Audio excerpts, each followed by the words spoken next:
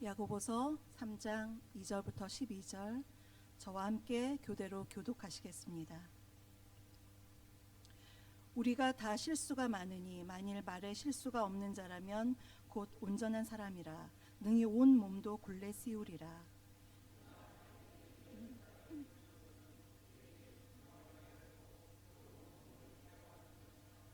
또 배를 보라. 그렇게 크고 광풍에 밀려가는 것들을 지극히 작은 키로서 사공의 뜻대로 운행하나니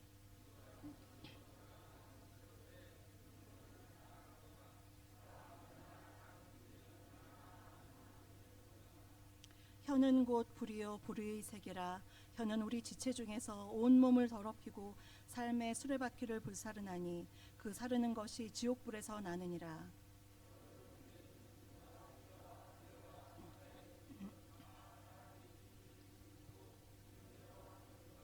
혀는 능히 길들일 사람이 없나니 쉬지 아니하는 악이요 죽이는 독이 가득한 것이라.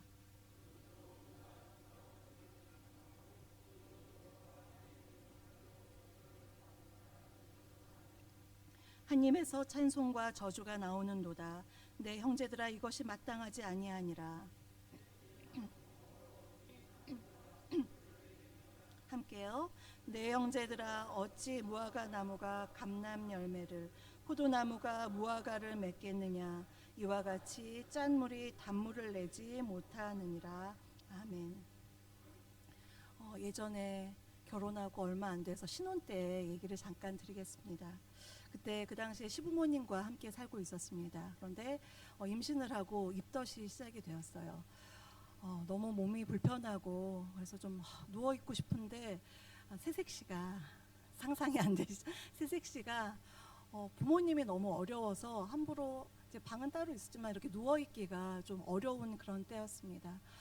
그래서 조금 이 입덧이 가라앉고 좀 괜찮아질 때까지 친정에 며칠간만 쉬었다 왔으면 좋겠다 그런 생각이 들어서 어머님께 말씀을 드려야겠다 해서요. 정말 조심스럽게 좀 지원군 남편이 있을 때 어머니께 가서 말씀을 드렸습니다. 어머니, 제가 친정에 잠깐 며칠간만 가서 좀 쉬고 오면 안 될까요? 그랬더니 저희 어머님은 경상도가 이제 고향이시거든요. 약간 그 사투리 경상도 억양이 있는데 딱 한마디를 하셨습니다.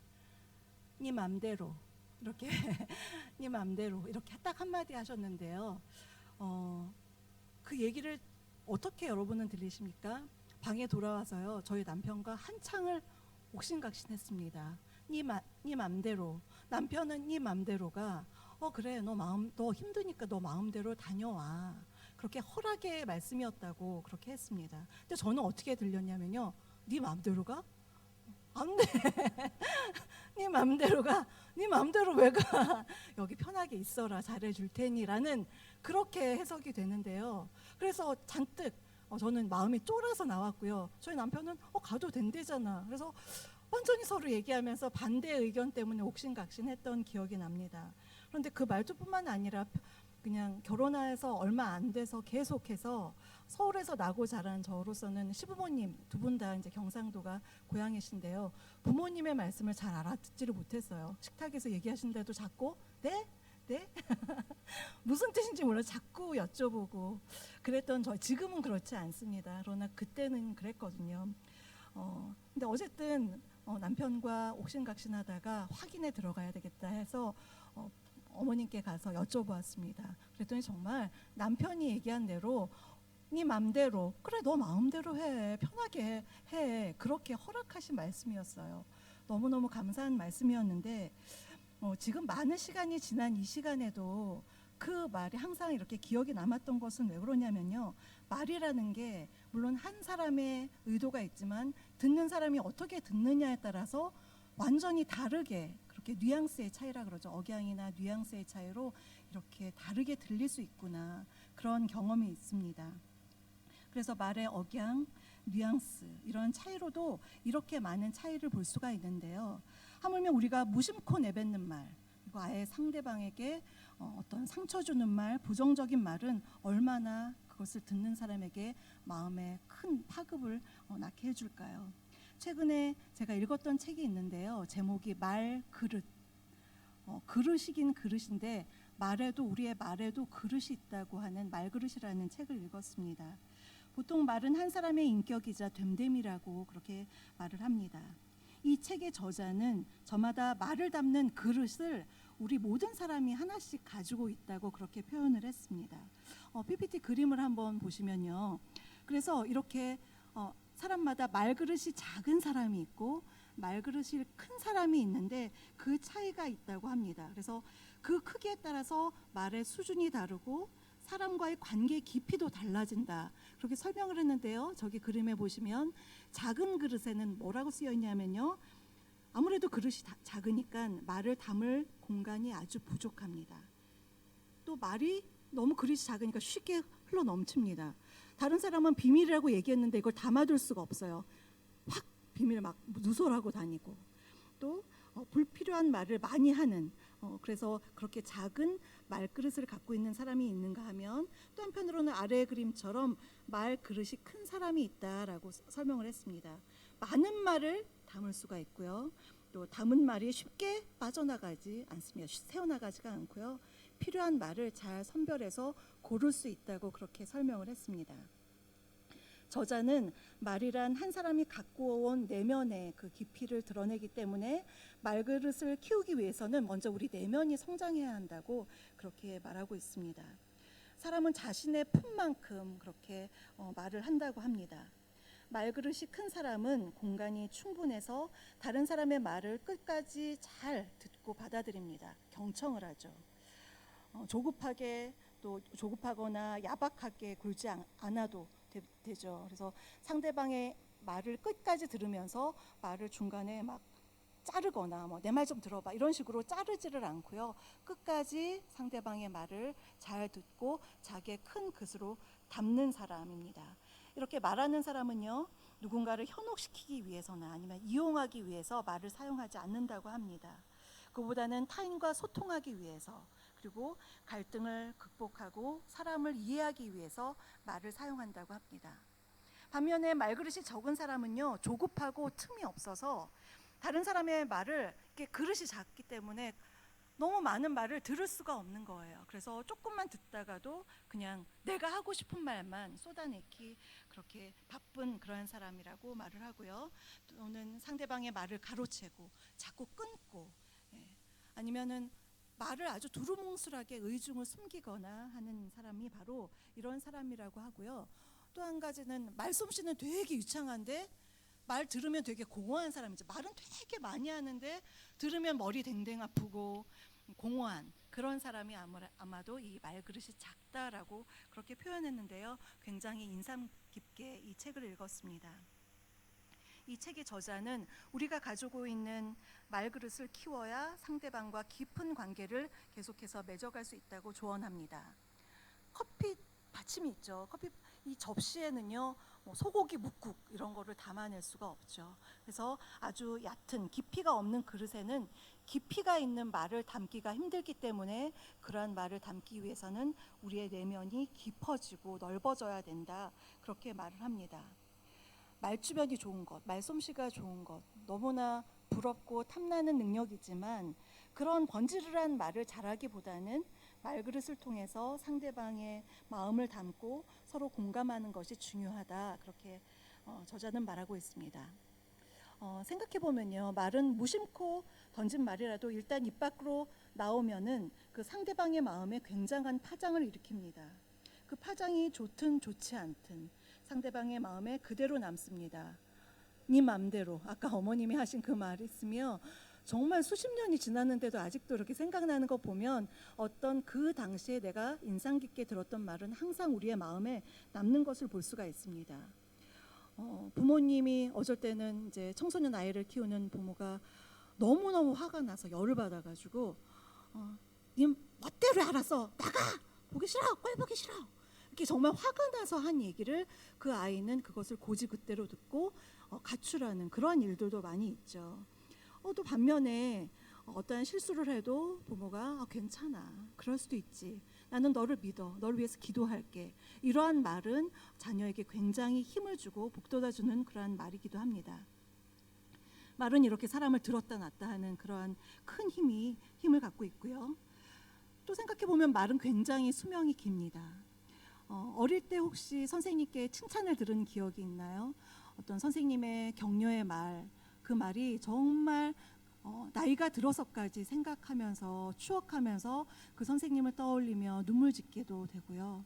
또 어릴 때 들었던 비웃음 소리, 쟤는 뭐 뚱뚱해, 이렇게 들었던 그 말이 나에게는 비수가 꽂혀서 아직까지도 어른이 되었는데도 열등감으로 우리의 마음속에 자리 잡기도 합니다.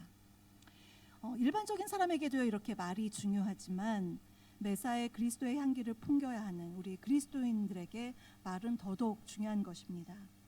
성도는 서로 깊이 우리가 영향을 주고받는 사이이죠. 가까운 만큼 어떻게 보면 말에 대한 예절이 더욱 필요하고요.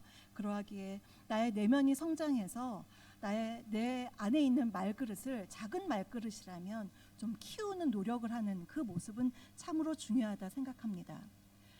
그런데 안타까운 것은 자신의 말에 대한 습관을 고쳐야 한다는 것은 알고는 있지만 스스로를 자책하거나 아니면은 타인을 원망하면서 여전히 잘못된 나의 말 습관을 그대로 두는 경우도 있습니다.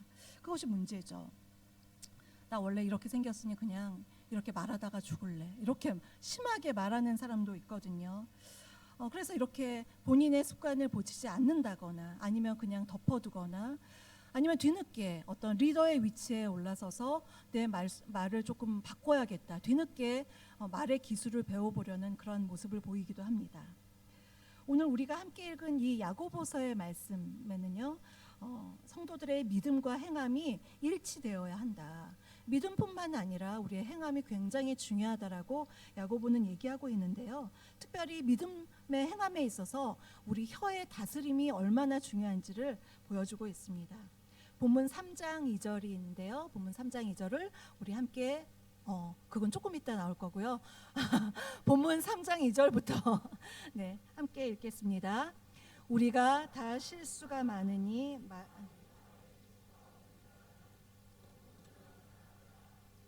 몸도 굴레 세우리라. 네. 사람은 완벽할 수 없기 때문에 다 실수를 하지만 그래도 말의 실수가 없는 사람이 그나마 완벽한 온전한 사람이다, 그렇게 이야기합니다. 말의 실수가 없는 사람이 온전한 사람이라는 뜻은요, 온전하다는 것은 영적으로나 도덕적으로나 실수하지 않고 좋은 관계를 맺는 믿음의 사람, 성숙한 사람이다, 그러한 뜻입니다. 즉 우리의 말과 우리의 성숙함이 굉장히 긴밀하게 연결되어 있다고 그렇게 말하고 있는 것입니다. 그러면서 3절부터 5절까지 두 가지 비유를 통해서 우리가 사용하는 말, 혀의 특성에 대해서 설명하고 있는데요. 하나는 보통 달리는 말을 제어하기 위해, 좀 아까 다시 한번 이제 PPT 올려주면요, 똑같은 말은 말인데 이 말이 아니라 이제 달리는 말이죠. 달리는 말을 제어하기 위해서는 말 입 안에 쇠를 넣죠. 이걸 바로 이제 제갈이라고 합니다. 제갈을 물리고 또 고삐를 여기다가 연결을 하죠. 그래서 이 주인이, 말 타고 있는 주인이 말을 잘 조종하기 위해서는요, 제갈을 당연히 물려야 되고요, 고삐도 잡고, 그래서 가야 되는, 뛰어가야 되는, 달려가야 되는 방향을 잡는 것, 그것이 바로 이 여기에서의 제갈과 고삐의 역할은 이 달리는 말을 잘 통제하기 위한 것이라고 그렇게 하고 있습니다. 여기에서의 제갈과 같이 우리의 혀도 그러한 통제력을 가져야 한다, 좋은 통제 속에 있어야 한다, 그 비유로 지금 제갈에 대한 비유를 했고요. 두 번째는요, 배의 키가 있는데요. 그림을 보시면 키가 있는데요. 이것은 아무리 큰 범선이라 할지라도 작은 배는 작은 키가 있고요, 큰 배에는 이 정도의 키가 있는데 그 키가 바로 우리 육체의 혀와 같다. 우리 몸이 큰 범선이라고 한다면 이 키가 범선의 방향을 잘 조정해서 좌초되지 않고 원하는 대로 가게 하는 것처럼 우리의 혀가, 우리의 말이 이렇게 키와 같은 역할을 한다. 그래서 적절하게 통제하고 적절한 방향으로 갈 수 있게 한다. 그것을 이제 두 가지 비유로 보여주고 있습니다. 그래서 혀는요, 작지만 저 큰 범선의 키를 생각하면 우리 몸의 혀는 작은 그런 부분이 있지만 그 작은 지체가 굉장히 큰 방향성을 좌지우지할 정도로 큰 역할을 한다라고 그렇게 설명을 하고 있습니다. 이제 5절부터 6절에서는요. 혀의 부정적인 파괴력을 보여주고 있는데요. 마치 작은 불티가 온 산을 태울 수 있듯이 혀는 신체의 작은 것이지만 그 파괴력이 엄청나다고 그렇게 쓰여 있습니다. 우리 5절만 함께 읽어보겠습니다. 5절입니다. 이와 같이 얼마나 작은 불이 얼마나 많은 나무를 태우는가. 아멘. 5절에서 혀는 작은 지체로 돼 큰 것을 자랑하도다 라고 했습니다. 여기서 큰 것을 자랑하도다라는 의미는요, 말로 자랑하는 것, 그러니까 과장하는 것, 굉장히 호언장담하고 언행에 있어서 거만하게 처신하는 것을 뜻합니다. 공동 번역은요 어떻게 했냐면 혀는 작은 지체지만 엄청나게 허풍을 떱니다. 느낌이 좀 확 오죠. 공동 번역은요. 허풍 떠는 말로 막 자기 자랑하는 그러한 혀의 역할에 대해서 말하고 있습니다. 이렇게 잘난 척하는 혀는 사람도 싫어하고요. 당연히 하나님도 싫어하시죠. 하나님은 우리가 겸손하길 원하십니다. 우리가 행동에 있어서도 겸손하지만 우리의 말에 있어서도 겸손한 그런 모습을 하나님은 원하고 계십니다. 최근에 굉장히 기쁜 소식이 있었습니다. 오전에 담임 목사님께서 설교도 해주셨지만 92회 아카데미 시상식에서 봉준호 감독이 그 기생충이라는 영화 하나로 이렇게 세계를 제패할 수 있나 할 정도로 4개 아주 큰 상을 받았습니다. 그가 인터뷰한 내용이요, 유튜브나 뉴스나 여러 가지 인터넷에서 굉장히 그 수상 소감이 많이 지금 회자되고 있는데요. 그 중에 특별히 감독상 트로피를 받고 나와서 그가 이제 얘기를 했습니다. 어떻게 얘기했냐면요. 먼저는 이러한 상을 주셔서 감사합니다. 감사의 말을 전하면서 이렇게 전했습니다. 어렸을 적 영화 공부를 할 때 가슴에 새겼던 말이 있습니다. 가장 개인적인 것이 가장 창의적인 것이라는 말이었습니다. 그런데 이 말을 누가 했냐면 자기랑 똑같이 감독상 후보였던 마틴 스콜세지였습니다. 하면서 마틴 스콜세지를 가리켜 손을 가리켰더니요. 갑자기 마틴 스콜세지가 자기의 이름을 이렇게 얘기하는 걸 보고 자기도 같은 후보였는데 이렇게 감독상을 받은 분이 제가 이렇게 받을만 했습니다가 아니라 오히려 제가 어릴 때 공부할 때 이분의 말이 굉장히 저에게 큰 영향을 미쳤습니다 하면서 그분을 향해서 그분을 높여줄 때 완전히 그 오스카의 분위기가 달라졌습니다. 모든 배우들과 영화 관계자들이 다 일어나서 기립박수를 치면서 마틴 스콜세지에게 박수를 보냈고요. 마틴 스콜세지가 약간 얼굴을 감싸듯이 눈물을 글썽이면서 환하게 웃은 뒤에 봉준호 감독에게 땡큐라고 하는 그러한 모습이 나왔습니다. 그러면서 봉준호 감독 끝까지 더 겸손하게 자기가 받은 이 상을 텍사스 전기톱, 그런 영화가 예전에 있었다 그러더라고요. 그런 텍사스 전기톱이라는 전기톱으로 5등분해서 거기에 있는 5명의 후보자들한테 다 드리고 싶다. 굉장히 품격이 있으면서 너무나 감동적인 그 말에 모두가 박수갈채를 보내주었고요. 저는 그 소감을 보면서 너무 마음이 뭉클하면서 정말 품격이 있는 것이 무엇인지, 또 유머러스한 이야기가 무엇인지 봉준호 감독이 우리에게 전해준 것을 봅니다. 그래서 말은요 참 힘이 세다. 정말 많은 사람들을 일으켜 세우고 박수갈채를 받게 할 정도로 그 말 한마디 한마디, 특별히 겸손한 말, 아까 그 자기 큰 것을 자랑하는 그런 허풍 떠는 말이 아니라 자기의 겸손한 말, 다른 사람을 칭찬하고 높이는 그 말이 얼마나 파급력이 있는지 그 감독의 시상식을 보면서 느꼈습니다. 계속해서요, 야고보서 말씀을 계속해서 보시면요, 8절부터 10절은요, 우리 혀가 착한 일을 할 수도 있지만 악한 습성도 가지고 있다. 악한 특성이 어떻게 보면 이 야고보서 말씀에는 더 많이 나와 있습니다. 그래서 혀의 악한 특성에 대한 경각심을 일깨워주고 있는데요. 우리 8절부터 10절까지 우리 함께 읽겠습니다. 혀는 길들일 사람이 없나니 쉬지 아니하는 악이요 가득한 것이라.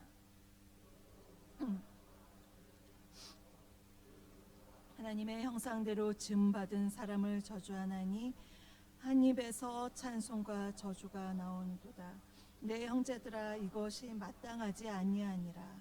여기서는 죄성을 지닌 인간의 혀가 잘못 사용되었을 때 하나님 앞에서 얼마나 악한 것인지를 보여주고 있습니다.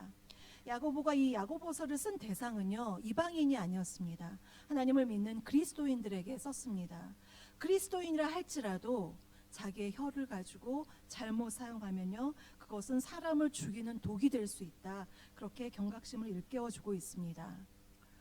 참으로 무서운 것은 우리가 입술로 주님을 찬양하기도 하는데 이 똑같은 입으로 다른 사람을 죽이는, 하나님의 형상대로 지음받은 사람을 저주하기도 하고 무서운 독설을 내뿜기도 하고, 그것을 우리의 한 입으로 다 할 수 있다는 것, 이것이 정말 참 무섭고요. 야고보는 그것이 정말 맞지 않다라고 오늘 말씀 속에서 일깨워주고 있습니다.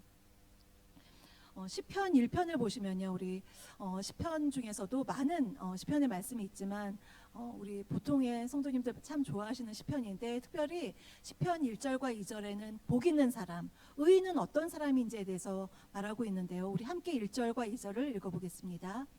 복 있는 사람은 악인들의 꾀를 따르지 아니하며 죄인들의 길에 서지 아니하며 오만한 자들의 자리에 앉지 아니하고 오직 여호와의 율법을 즐거워하여 그 율법을 주야로 묵상하는도다. 네. 복 있는 사람, 또한 의인들은요, 여호와의 율법을 주야로 묵상하도다라고 되어 있습니다. 여기서 묵상하다에 해당하는 히브리어 하가라는 동사, 하가라는 동사가 있는데요.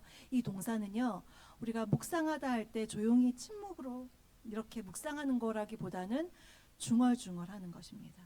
예를 들면 시편 1편을 묵상한다면 계속 하루 종일 아침부터 저녁까지 설거지를 하건 길을 다니건, 복 있는 사람은 악인의 길을 쫓지 죄인의 길을 서지, 계속 하나님의 말씀을, 하나님이 너무 좋아서 하나님을 사랑해서 계속 말로 중얼중얼, 이건 좀 어려운 말로 읊조리다라고 얘기하죠. 이걸 읊조리는 것을 바로 묵상한다 라고 이제 이 하가 동사를 썼는데요.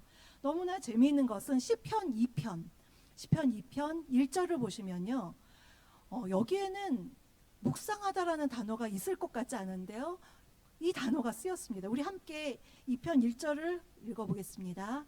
어찌하여 이방 나라들이 분노하며 헛된 일을 꾸미는가. 네, 이 구절에서 뭐가 묵상하다라는 동사일까요? 네, 역시 김선희 권사님께서 정답을 맞추셨습니다. 시편 1편에서는 의인에 반대되는 악인이 악인들 해서 복수로 나오는데요. 시편 2편에서는 그 악인들이 확장돼서 2편 1절에서는 이방 나라들, 이방의 민족들이라고 굉장히 확장되었고요. 이방 민족들이 의인들을 이제 굉장히 못살게 구는 사람들로 나오는데, 그 중에서 맨 끝에 그 악인들이 뭔가 뒤에서 쑥덕쑥덕하고 꾸미는 모습을, 그것을 이 하가라는 똑같은 동사로 썼다는 것입니다. 그래서 너무 재밌게요. 1편에서는 묵상하다, 하나님의 말씀을 묵상하는, 하루 종일 주님을 생각하면서 묵상하는 그 단어가 2편에서는 뒤에 수근수근 하면서 저 사람 왜 저래, 욕하고 뭔가 악한 일을 도모하는 것에 똑같은 하가라는 단어가 쓰였다는 것입니다. 사랑하는 성도 여러분, 여러분은 어떠한 하가를 쓰고 계십니까? 주님의 말씀을 너무나 사랑해서 주님의 말씀 묵상하고 또 찬양하고 또 말씀을 증거하는 그러한 일에 우리의 하가라는 동사를 쓰시는지, 아니면은 뭔가를 다른 사람에 대해서 안 좋게 얘기하고 끌어내리고 이런 일을 하는 그것으로 우리의 하가 동사를 쓰는지 우리가 한번 우리를 뒤돌아봤으면 좋겠습니다. 아까 야고보서에서 찬송할 때 쓰는 그 우리의 입술은 시편 1편의 하가일 거고요. 사람을 저주할 때 쓰는 그 하가는 시편 2편에 있는 하가일 것입니다. 그래서 우리의 입술이 어떠해야 되는지 우리가 한번 생각해 봤으면 좋겠는데요. 예수님도 마태복음 7장 산상수훈에서 7장 1절 2절에서 말에 대해서 이렇게 말씀하셨습니다. 우리 7장 1절 2절을 함께 읽겠습니다. 비판을 받지 아니하려거든 비판하지 말라. 너희가 비판하는 헤아리는 그 헤아림으로 너희가 헤아림을 받을 것이다. 우리는 누구나 비판받는 걸 좋아하지 않습니다. 그런데 너무나 아이러니하게 다른 사람은 내 눈의 잣대로 너무 쉽게 비판합니다. 그리고 왜 이렇게 장점보다 단점이 더 많이 보이는지, 그래서 쉽게 우리가 비판을 하는데요. 오늘 예수님은 이 7장 1절 2절 말씀에서 우리에게 굉장히 경각심을 일깨워 주십니다. 너희가 만약에 그 사람을 비판하면 네가 그대로 비판을, 똑같은 말을 다른 사람을 통해서 들을 것이다. 이렇게 아예 하나님 나라의 법칙으로 만들어 놨어요.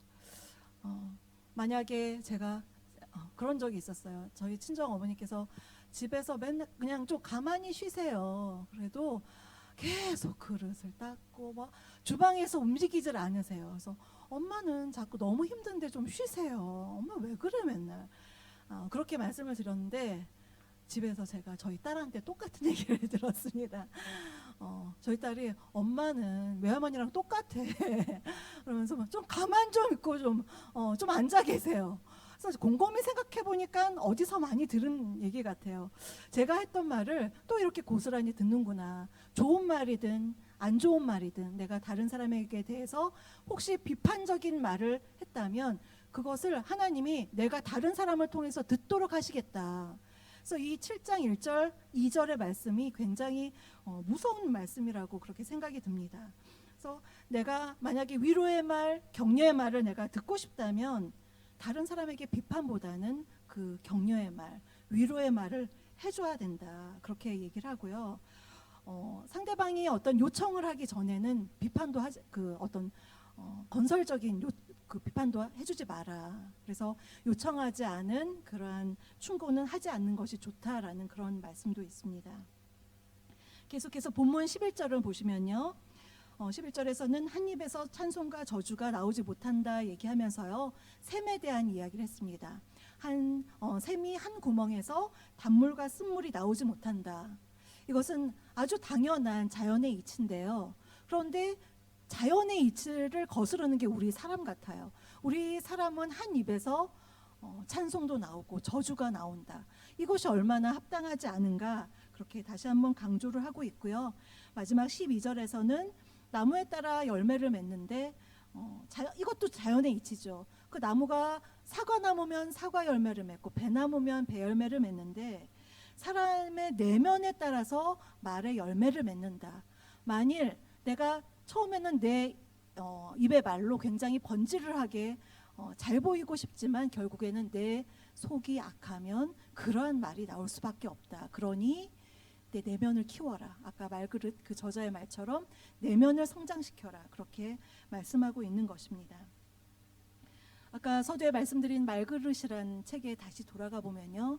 저자는 인간관계 속에서 인간관계를 맺는 그런 방식에 있어서 두 가지 방식이 있다고 그렇게 정의를 했습니다. 하나는 씨름의 방식이 있고요. 하나는 왈츠의 방식이 있는데 씨름의 방식은 어떤가요? 씨름하면 씨름판 위에서 두 사람이 씨름을 이제 어떤 힘, 또 기술력으로 겨룹니다. 그럴 때 한 사람은 반드시 이기고요. 한 사람은 져요. 승자와 패자가 꼭 있는 것이 바로 씨름의 방식인데요. 왈츠는 어떤가요? 왈츠 그림을 보시면 왈츠는 두 사람이 손을 맞대고 이렇게 춤을 춥니다. 네, 이것은 버티지 않고 함께 가는 그런 방식입니다. 파트너가 제 앞으로 몇 걸음 나오면 나는 자연스럽게 뒤로 물러나야 되겠죠. 그래서 균형을 맞추고요. 파트너가 왼쪽으로 가면 나는 오른쪽으로 맞춰주고 또 한 명이 화려한 동작을 구사하면 나는 든든히 받쳐줘서 버팀이 되어줘야 되고 그래서 그가 쓰러지지 않게 그렇게 해줘야 되고 이것이 바로 왈츠의 방식이라고 하는데요. 이 저자는 이렇게 얘기했습니다. 이런 방식처럼 사람들 중에도 인간관계 속에서 씨름의 관계를 맺는 사람이 있다. 특히 말로 씨름하는 사람, 말로 자기의 말을 가지고 무기를 흔드는 거죠. 그래서 말로서 상대방을 굴복시키려는 사람이 있고요. 또 자신을 위해서, 이 사람은 자신을 위해서 말하고 상대방을 무너뜨리기 위해서 말을 사용합니다. 어떻게 그렇게 상대방이 아플 말을 그렇게 콕 집어서 말을 하는지, 그래서 막 비수를 그 사람에게 꽂아주고 그런데 반면에 왈츠의 방식으로 말하는 사람이 있대요. 이 사람에게 있어서의 말은요, 방향을 가리키고요, 또 사람과 함께 걸어갈 때 쓰이는 도구입니다. 그래서 상대방의 말을 들어주기도 하고, 이게 왈츠가 다가오면 내가 뒤로 가듯이 누가 말을 하면 잘 들어주고, 또 적절한 말을 내가 그에게 해주면서 이렇게 오며 가며 소통하는 것, 그것이 바로 왈츠의 방식이라고 하고요.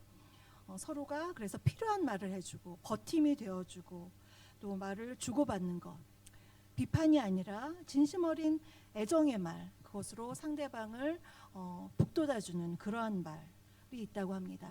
서양 속담이 있는데요, 마음에서 나오는 말은 마음으로 들어간다.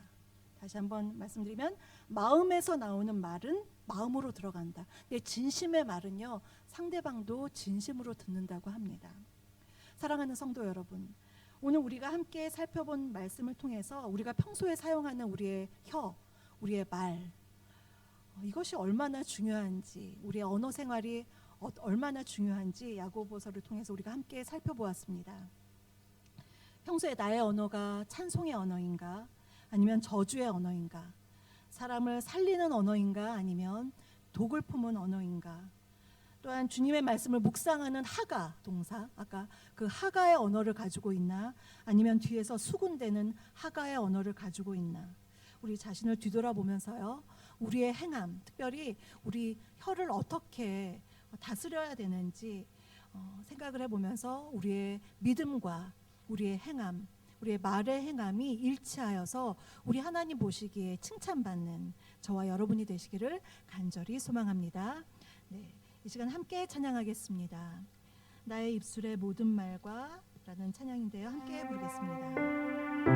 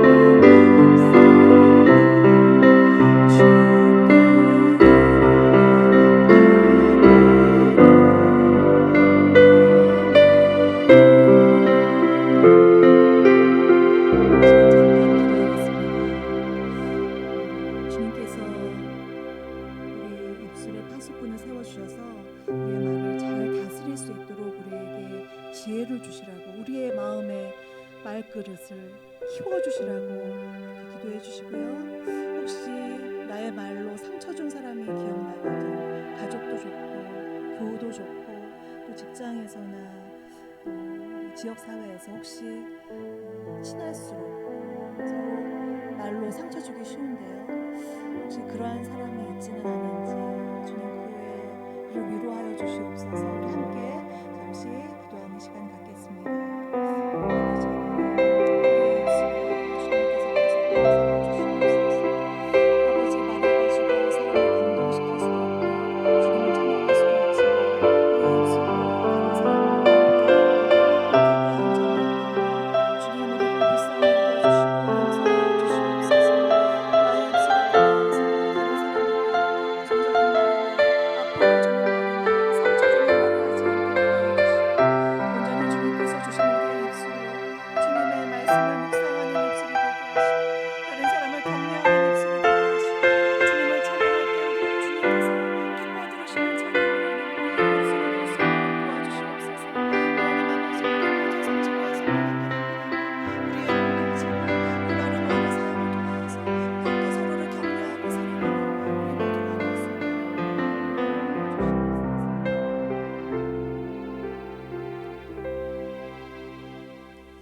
하나님 아버지, 오늘 야고보서 말씀을 통하여 평소 우리의 입에서 나오는 말이 어떠해야 하는지를 함께 알아보았습니다. 주님, 우리 입술에 파수꾼을 세우셔서 꼭 필요한 말, 덕을 세우는 말, 사람을 살리고 위로하며 격려하는데 우리의 말이 쓰이게 하시고 말로 인하여 상대방에게 상처 주는 일이 없도록 도와주시옵소서. 가정에서나 교회에서나 친할수록 가까울수록 더욱 언어의 예의를 갖추게 하시고 우리의 입술이 주님을 찬송하고 주님을 높이는 데 쓰임받게 도와주시옵소서.